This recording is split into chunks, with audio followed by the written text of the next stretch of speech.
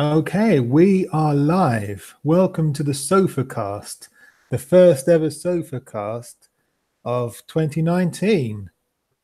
Hello. Heck yeah. So today we are going to be talking about politics, including a breaking story that happened less than half an hour ago. It's super exciting. As always, politics never lets people catch a breath. But which side of the pond, so to speak, do you want us to start off with today? I think we should start off on your side of the pond. And this breaking story that literally just broke about half an hour ago. So yeah, so because Donald Trump is in the midst of a government shutdown and the United States federal government is kind of broken right now, Donald Trump is reportedly considering announcing a national emergency and using that to bypass congressional approval to build the wall, which is, as normal people know, insane, and would be really difficult to do for a whole bunch of different reasons. Although it's theoretically a way he could do it, but it's absolutely not the best way. Obviously, the best way would be, as I discussed yesterday during my government shutdown live stream, it would be for him to get congressional approval, for him to get the funding, and for him to do it in something vaguely resembling a bipartisan way, but that's probably not going to happen because the Democrats and Republicans, like there are individual Republicans who have broken from the president and have broken with him and are saying, hey, we should reopen the government and we should do it right now, with or without the wall, because real people are being hurt. And also the wall is a bad idea. That would involve basically taking over private property and buying it using the military equivalent of eminent domain, which is the thing the president also said he wanted to do, and is a thing that a lot of people say he could do in theory, but also shouldn't. So in the United States, governments and politics have been going crazy these last couple of days because in the wake of the November 6th election, the midterms, so to speak, there was a new Congress that was elected, and it gave the House back to the Democrats. Yesterday, Nancy Pelosi was announced House Speaker once again, and one of the first things she tried to do was she tried to reopen the government. And that is a thing that is going on, but the government's not reopened yet. Donald Trump isn't likely to sign the bill, and it's also not likely to get past the Senate. My understanding is that the bill that Nancy Pelosi wants to push through will not be talked about in the Senate floor because the Senate Majority Leader, Mitch McConnell, does not want to talk about any sort of bill that is not likely to get passed. And that bill is not likely to get passed. The president's not likely to sign it. So that's one of the big reasons why the government's still shut down, because we live in a country, if you live on my side of the pond, you live in a country where people don't really care about the governments and the government doesn't really care about the people. Right. So there's a whole lot of people who are being hurt by that. And one of the last kind of silly stories, but it's taking up a whole lot of airtime, is that Representative Rashida Tlaib of Michigan's 6th congressional district is in some hot water because she was at an event, a private event yesterday, for an organization called Move On, which is a fairly progressive, fairly left-leaning group, and she was telling a story where she ended by saying that bullies do not win and the Democrats are going to impeach the president. Specifically, she said they're going to impeach the motherfucker, which is, it's sharp language, but also it's nowhere near anything even remotely as ridiculous as what the president has said. And it's not a big deal, but news groups don't care about real news. So all day today, people have been talking about this story, and it's been driving me fucking insane. I bet, yeah. I actually made a video about it that I'm trying to upload, but it seems like the internet itself is like, hey, can you not? Because it is stuck in internet limbo. Oh dear. Going back to the breaking story, how likely is it that Trump can, call a national emergency, and what does that mean? What are the implications of that? How close is he to doing a Palpatine and saying, "I am the Senate"? It's difficult to know, because with Donald Trump, if you think he's not going to do it, he's going to do it. And if you think he's going to do something, he might do it, but it's almost like that makes it less likely that he'll do it. So with Donald Trump, it's really weird. Like, I honestly, I want to say he's probably not going to do it. And realistically, he's probably not going to do it, but it's definitely a thing he could do if he really wanted. That's not to say that it would mean that he'd win, because that's not how it works. But it would make it easier for him to go about doing this. And if he decided to do it this way, there would be no real reason for the Democrats to keep on, like, to say the Democrats are the ones keeping the government shut down is unfair, but there'd be no more reason for anyone to keep the government shut down if Donald Trump is going to do this, because then the ways to stop him from building the wall would change. Right now, the easiest way to stop him from building the wall is to withhold funding for the wall, which is what the Democrats want to do. And honestly, if they really want to stop him from being able to build the wall, they only need to keep him from getting funding for another couple of months. Because building a wall will take, even if it was started today, it would take over a year, according to most estimates. So if they keep him shut down a little bit longer, he's not going to have long enough to be able to do it unless he pours his everything into building the wall, which he hasn't done yet, because there are other things that actually matter, and he's out there doing not those things, doing other things that are also unimportant. So how long could government remain shut down, and what does that mean, for Joe Blogs on the streets? So a government shutdown, I had a live stream over on my channel. When this is over, I'll go in the comment section and I'll link my live stream in case people want to see me talk about a government shutdown at length.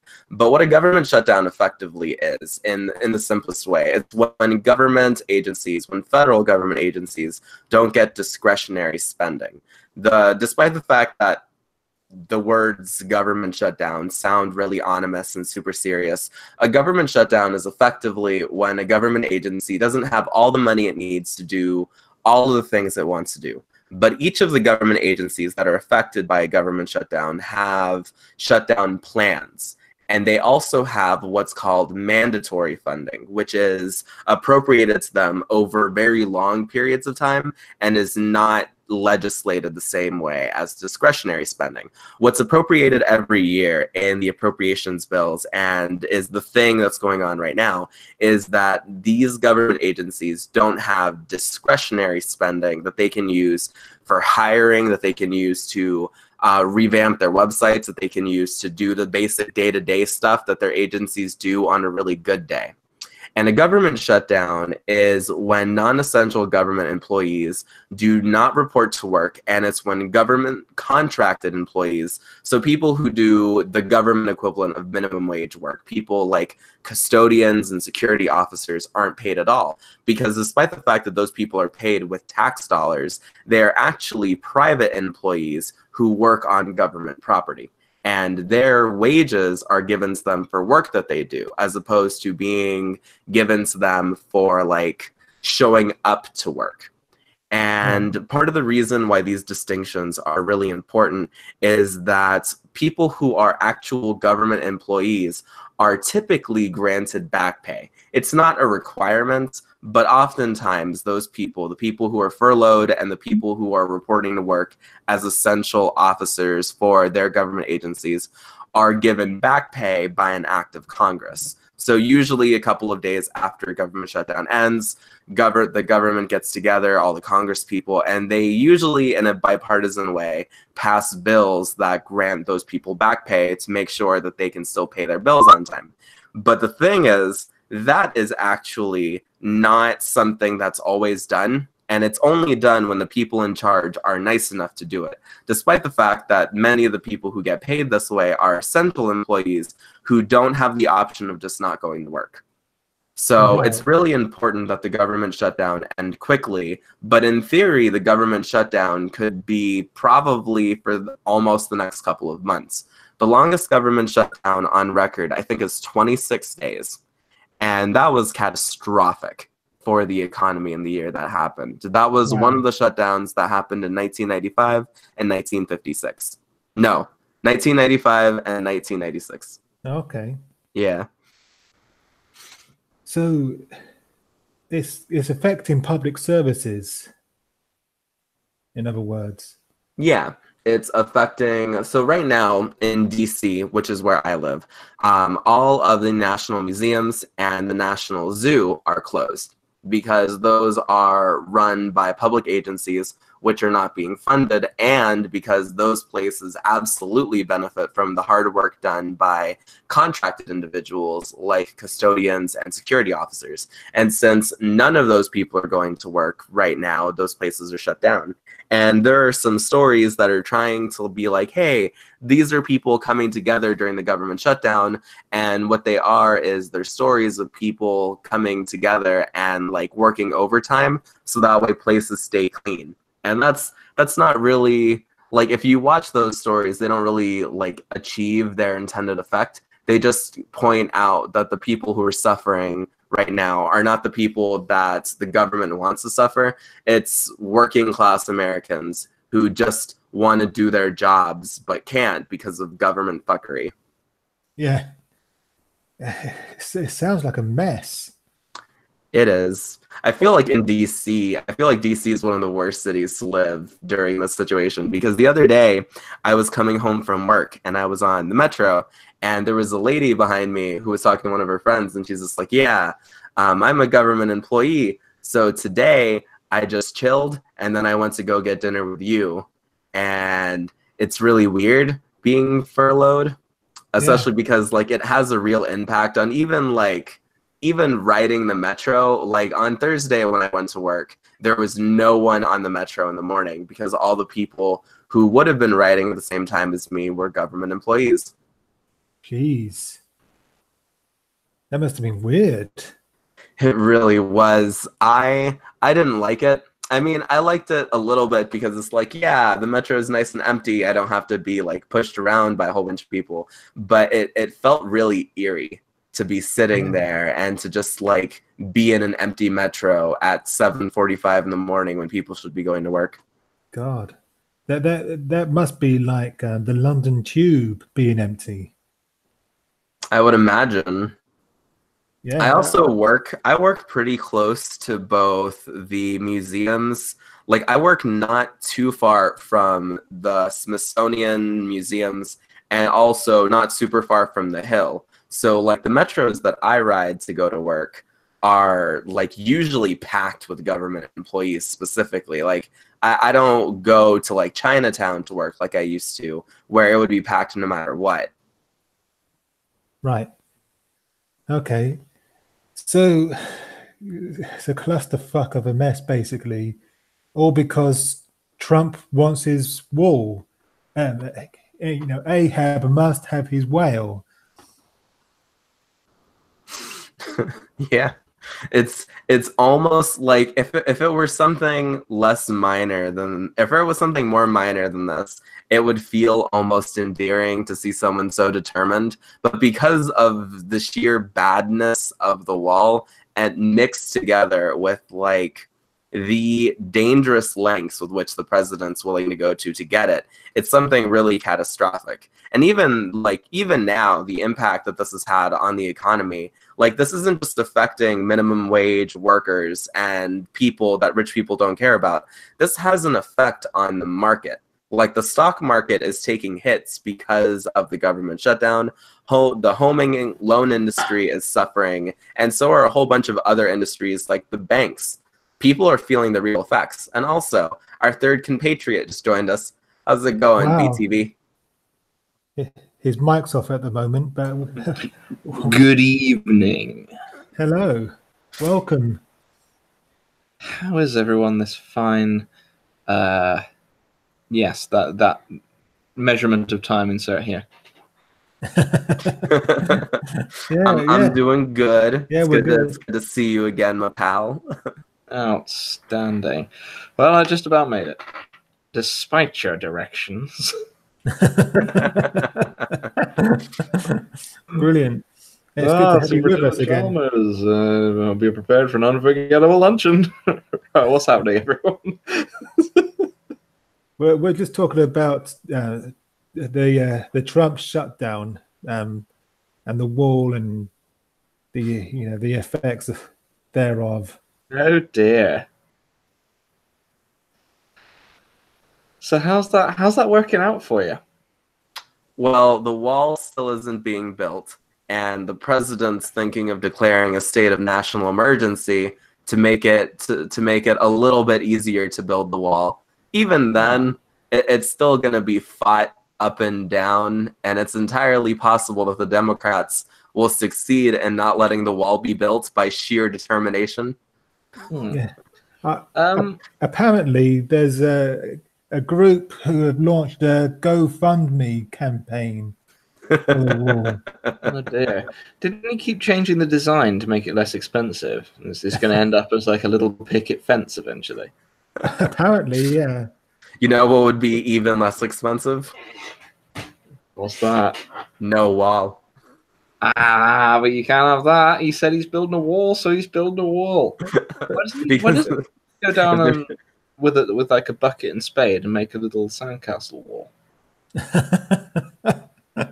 But are Trump supporters really that stupid? Because didn't he promise all along, leading up to the election, that Mexico, who's going to pay? Mexico. Who's going to pay? Mexico. You're damn right.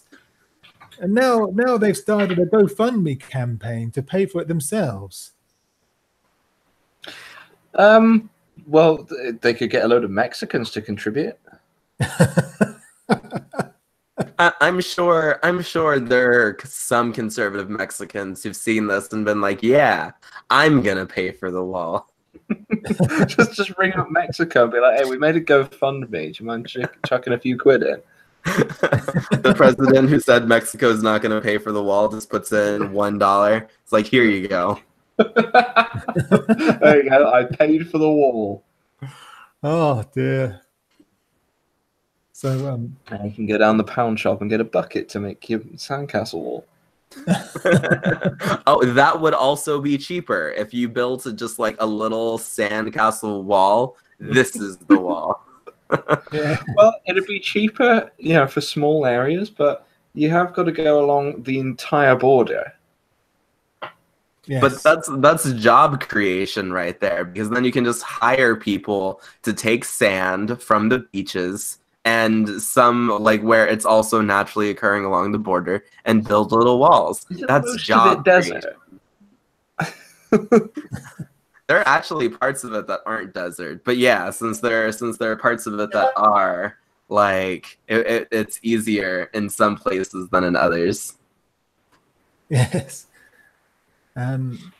So, but surely there's something else happening in your side of the pond other than this wall and the shutdown.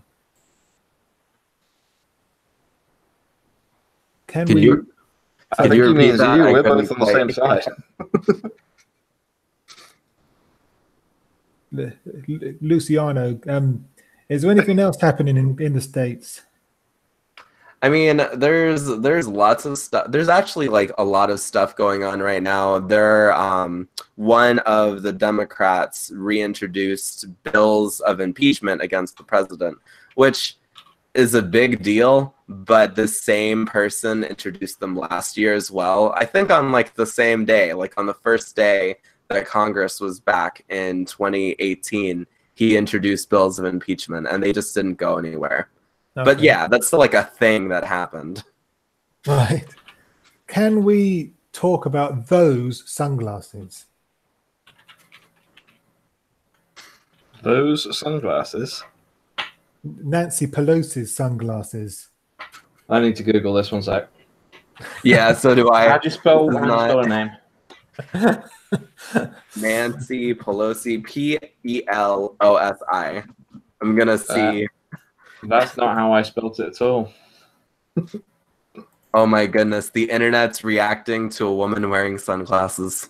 There's a lot of pictures of wearing sunglasses. Why yeah, is this this is really weird. I didn't think that this was gonna be like a thing, but yeah, this is absolutely a thing. What? I don't even know who she is. She's the Speaker of the House. She's the most powerful woman in politics right now, at least in the United States. Yeah. So what's the deal with those sunglasses? I know what it is. After her showdown with the president, when her and Chuck Schumer went over to talk with the president, and it ended up like leading to a verbal smackdown, she wore sunglasses in the speech that she was giving after. I didn't think that was like a super serious thing, but I did. That is a thing that happened. They're the sunglasses that launched 1 million memes.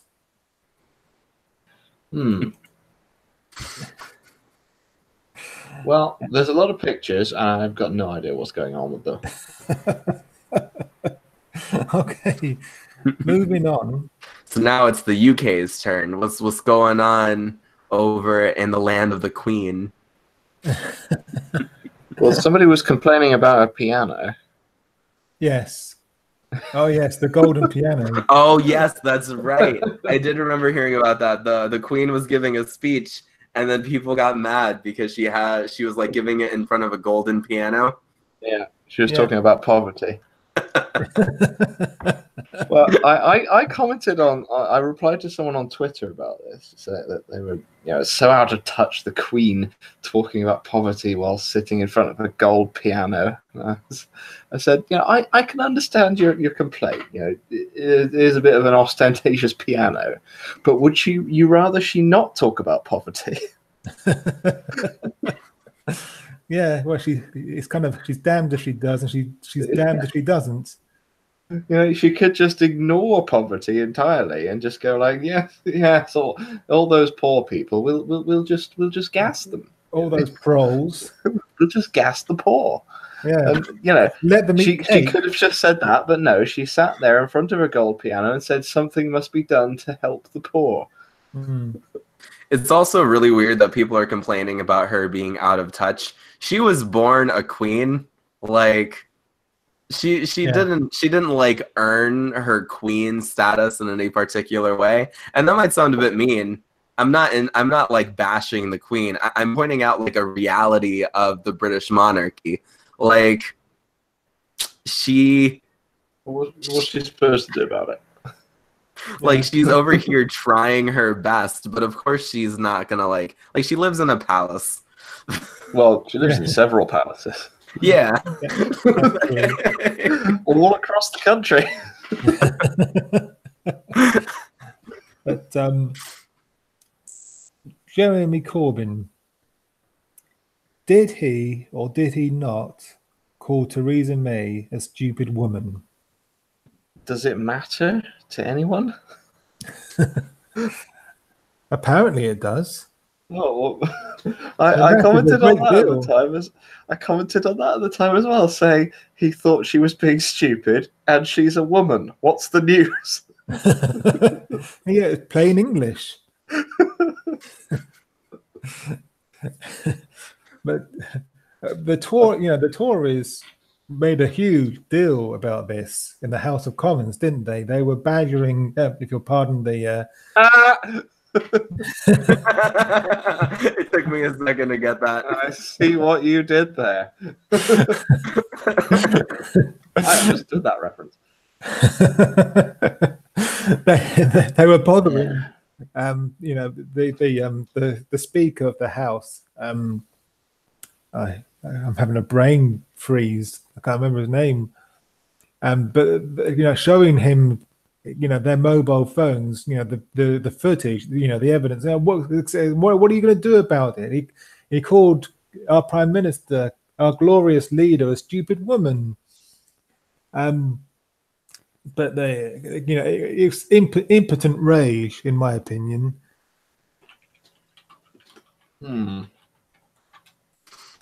Well, he's... Oh dear, he's a bit of a scruffy-looking nerf herder, isn't he? I understood that reference. Who are you calling scruffy-looking? You saw his coat when everyone complained about his coat. Yeah. He looked almost exactly the same as all the people next to him, just in a slightly cheaper coat. Yes. So what's going on with the vote on Theresa May's deal? What's going on that end? Well, oh no. But she had to face a vote of no confidence. And there was that one time that the entire parliament was held in contempt.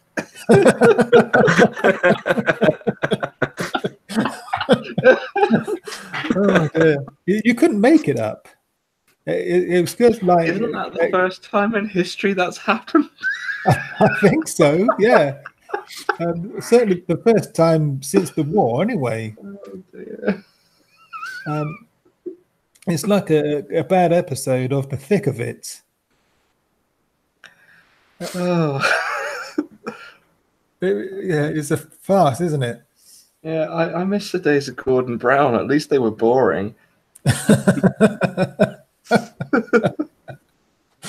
Oh dear. But see that Weeble stuff video of Gordon Brown years ago where it was going around all the different world leaders and how exciting they are. It was like no, they're talking about Hugo Chavez for a bit. It's like, yeah, Hugo Chavez, he's crazy. But it's just, Gordon Brown.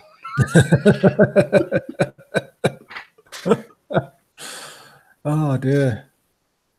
But yeah, but the deals. Seriously, go on. there was a deal, Mr. Sofa. But predictably enough, she won the vote of no confidence, and then, but I think Jeremy Corbyn, called for a vote of, was it no? Did he call for a vote of no confidence in Parliament, or a vote of no confidence in her personally? I can't It was remember. her personally, or her leaderly. Yeah. Well, I don't have confidence in her as a leader, but I'm not an MP in her party, so I couldn't vote in it, unfortunately. No. And she took to the country, begging us Brits to get behind her deal. But I thought, what a waste of bloody time that is, because we don't have a say in her deal. It's not us that she needs to convince. It's the members of Parliament who are going to vote on her deal. But the problem that she has is she has, she's got a few supporters for a deal. She's got a distinctly minor minority of supporters for a deal. And then she's got a big group of people who don't want her deal and want to leave without one if necessary, and another big group of people who don't want to leave at all. Yeah. She's got almost no one who likes her deal. Yeah. So it's going to get voted down. And then what? I suppose we could be heading to leaving with no deal. I'm not entirely sure that's a bad thing. I'm certainly not sure it's a good thing, but I'm not entirely sure it's a bad thing. And but it'll cause a lot of financial uncertainty for a lot of people, and there'll be job losses and all kinds of stuff. But yeah. And, look, if we can handle that in the United States, you guys can handle it in Britain. Yeah, I guess so. The show must go on.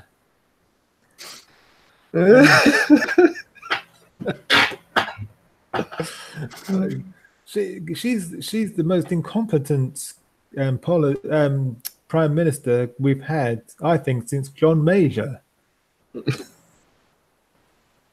Oh, that's a major indictment. Skidoosh. Politics are always fun, never controversial. You see, Theresa May, she doesn't say anything when she talks. No. She says she was talking about, someone asked her about the fishing industry, and she said yes, the fishing industry is very important for the future, and that's why we have to have a strong and good plan for the future. The future is very important. The future.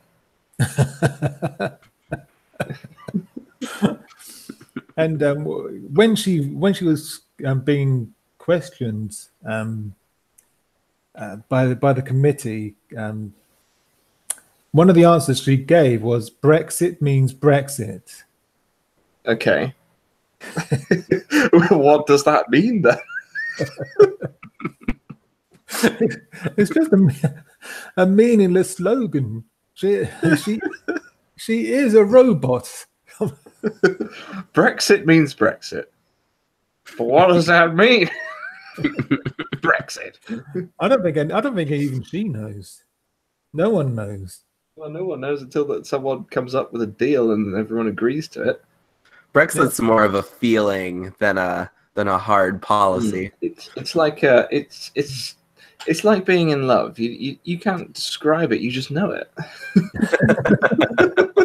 It's the Brexit on the inside that counts, not the Brexit on the outside. Oh yeah, and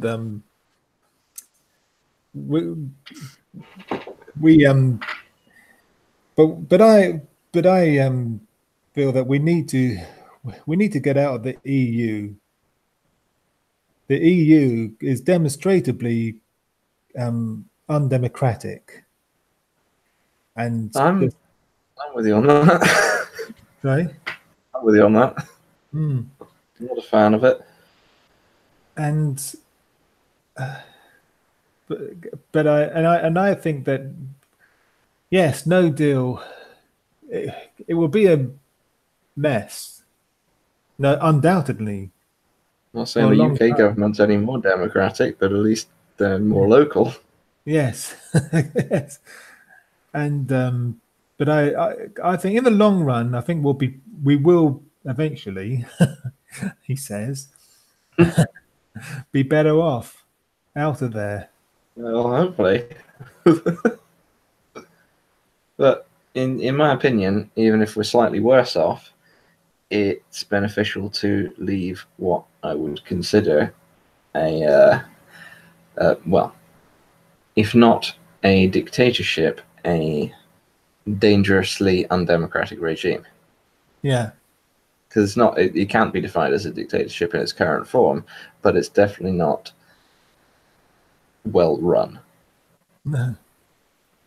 Jean-Claude Juncker, is he an alcoholic? I thought he had a stroke. Did you see the footage of him, ruffling that lady's hair? I saw a picture of it. Yeah. What was that about? Well, he runs Europe, doesn't he? That's what you do when you run Europe. But that's not normal behavior, is it? No. But yeah. Didn't he fall down the stairs? Yeah. I saw that. Yeah. Oh, Oh, Mr. Thingy's gone. I we've think lost he's him. having the net troubles again. Oh, he's And he's back. back. And he's back in the My room. internet crashed, so Oh that's dear. always fun. Yay. But what are our predictions for how things are going to pan out for Theresa May? How long can she realistically last? I mean, she's a dead woman walking, isn't she? She looks like one. So, no, I don't know, but I don't think she'll get voted in again if she was to run for another general election. But you never know.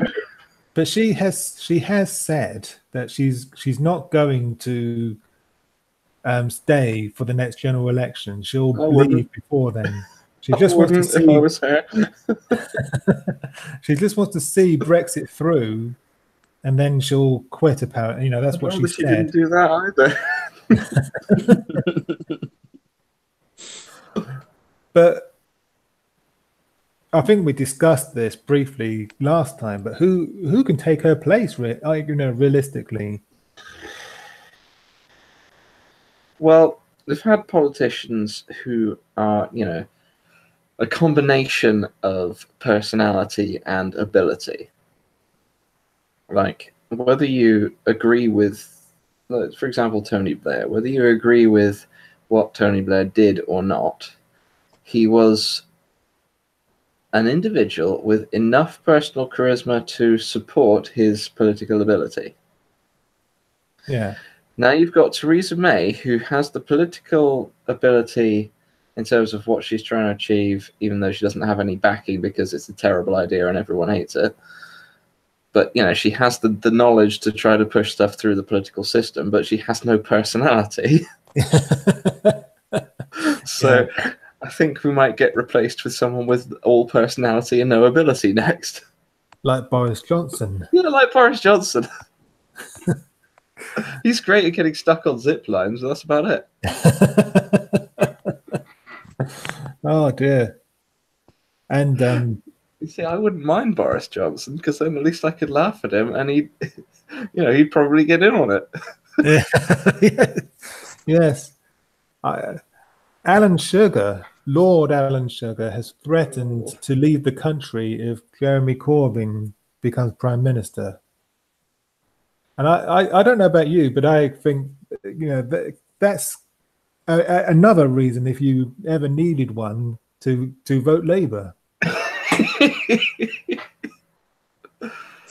I don't get all this people saying I'll leave the country if this happens. It must be a rich person thing.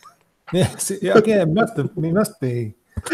I'd love to be able to just up and leave the country if it did something to piss me off. Yeah. Yeah. I'll go and live in the Seychelles. Or Luciano, do you know who Alan Sugar is? Nope. He is the equivalent of Trump. Well, sort of. Sort of. He's not quite as much of an idiot. No, but in the sense of he is the presenter of The Apprentice here in the UK. Yeah. Oh, okay. He's also Lord Sugar because he's on the House of Lords.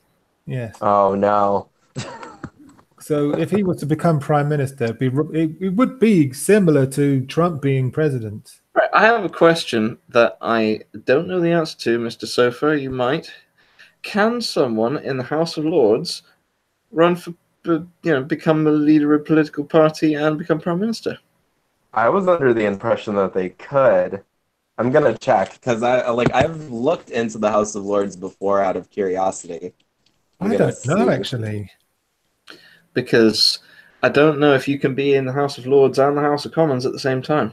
No, you can't. I don't know if you can or if you can't. I've never actually thought to look into it before.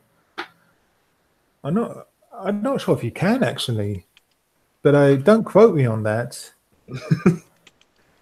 I'm gonna check to see if they can. I always thought they could, but I'm probably wrong. I don't know, because I think that the tradition of the separation between the House of Lords and the House of Commons is kind of important to the system, but I'm not sure in what way and if that is a bridgeable gap or not. I think there'd be a conflict of interest if a lord set up his own political party, or even tried to run for political office. I think there'd be some kind of conflict of interest. It's already a political office, isn't it? Yeah. You just don't get voted into it. Yeah, exactly. Yeah, exactly. It's just kind of they're just kind of there as a backstop for the House of Commons in case they monumentally screw something up. Yeah. Like, it looks like I'm wrong because it looks like I'm wrong because I can't find anything saying they can. Huh.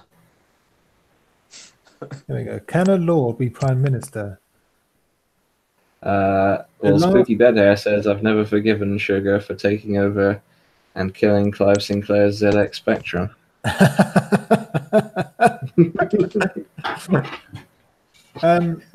Okay, I've got something here. The last peer to be called upon to serve as Prime Minister, Sir Alec Douglas Home, renounced his peerage shortly after taking office in 1963. The Marquess of Salisbury, who retired in 1902, was the last Prime Minister to lead a government from the Lords. So it is technically possible. Technically, yes. But not something that has happened in living memory. No. Spooky Bedhair says, I have a long memory. Oh, by the way, way up in the chat somewhere, Mr. Evolution equals false was going at it. Oh, right. Oh, yeah. He was asking, let me find out how he phrased it. He was asking if Black Sofa is gay. Yeah, well, first he was asking if Strawman is gay, and then realized that Strawman's not in this chat. Okay. He's just like checking. He's just like looking for every atheist who is LGBT. He has a list. And he's checking it twice. He's checking it twice because he got it wrong the first time. He really wants to know, okay? Maybe he's looking for a date. Wow. I'm not available. But which way do you swing? That's the question, Mr. Sofa. Well... Or is that nobody's business but yours? I think I have talked about it briefly on my channel.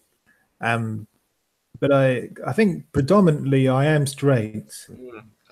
But if the right man came along, I'm not going to rule it. I'm not going to rule that. I'm not going to rule that out. I'm just going to put that out there. All right. Well, I was asked a similar thing recently, and I gave some kind of there was a bunch of idiots asking me this question, so I gave a kind of non-committal answer, and then they started speculating on what percentage bisexual I am.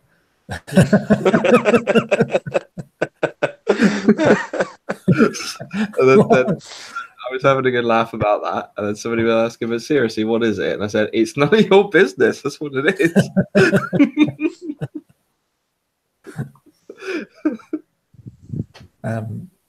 But I have spoken about it on a couple of my earlier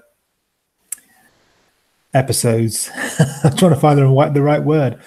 But if you go back through my back catalogue of videos, I think you'll see a couple of videos where I've spoken about it. So I'm not going to go much further into it here. All right then. I just thought I'd mention it because I thought it was funny. Okay, then. I said if he's looking for a chat, he can come on the channel and say hello, but he seems to have vanished. Oh, okay. He seemed to do that last time, actually. I spoke to him when he was going off in the chat for ages on some stream or other. And eventually I said, well, I'm willing to have a chat with you, and he didn't get back to me. Okay. I think he's expecting everyone to say no. Yeah. I'm never surprised when they do that. It's always, I think it always surprises them when someone's like, yeah, I'll give you a platform if you want to have a chat. They're just like, oh, Oh I don't shit! know what I to do might next. actually have I to never say thought that something. I'd get this far. All talk and no It's like- substance. It's Yeah. like when someone calls into a talk show with a prank call and they actually get on the talk show and they're like, bye.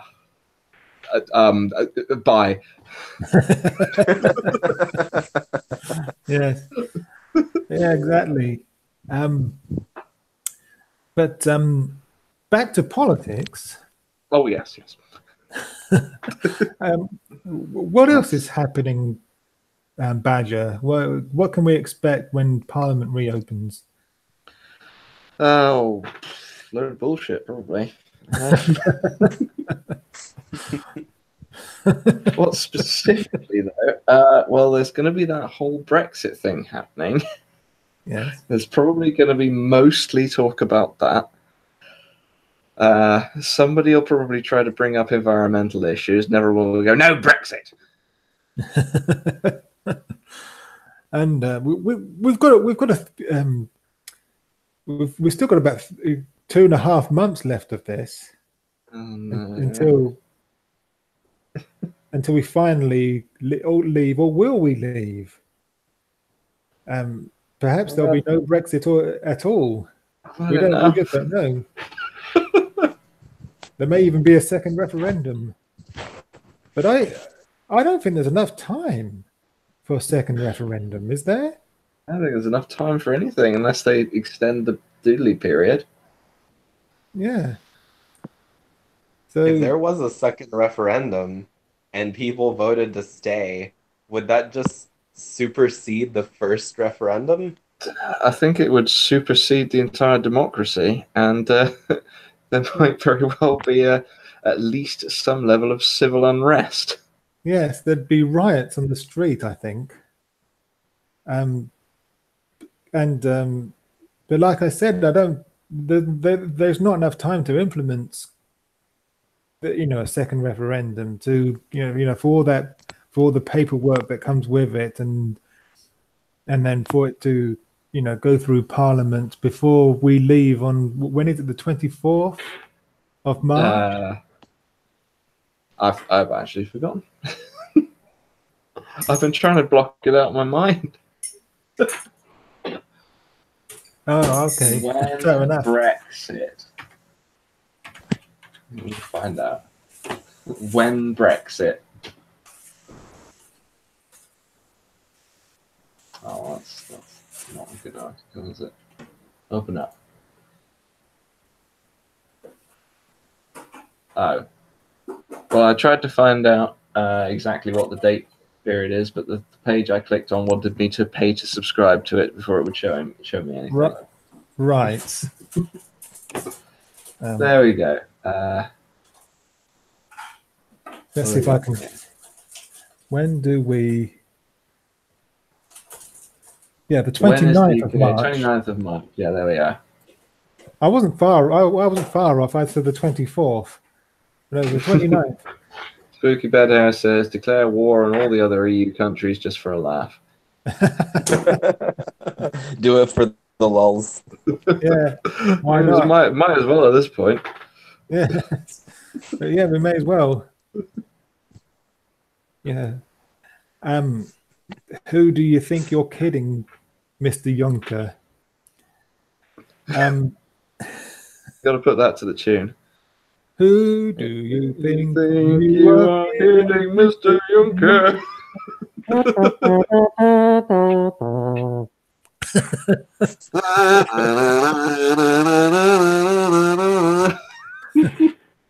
I don't know if anyone else gets that reference. Probably not. But yeah, it's what is your name? Don't tell him, Pike. Pike.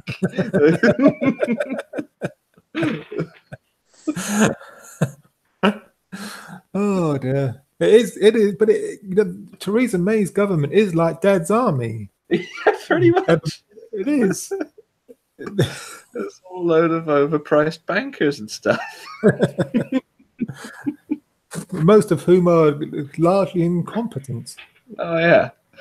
But think they are competent. They, If they were competent, they might be dangerous. Well, they are, just in different ways. yes.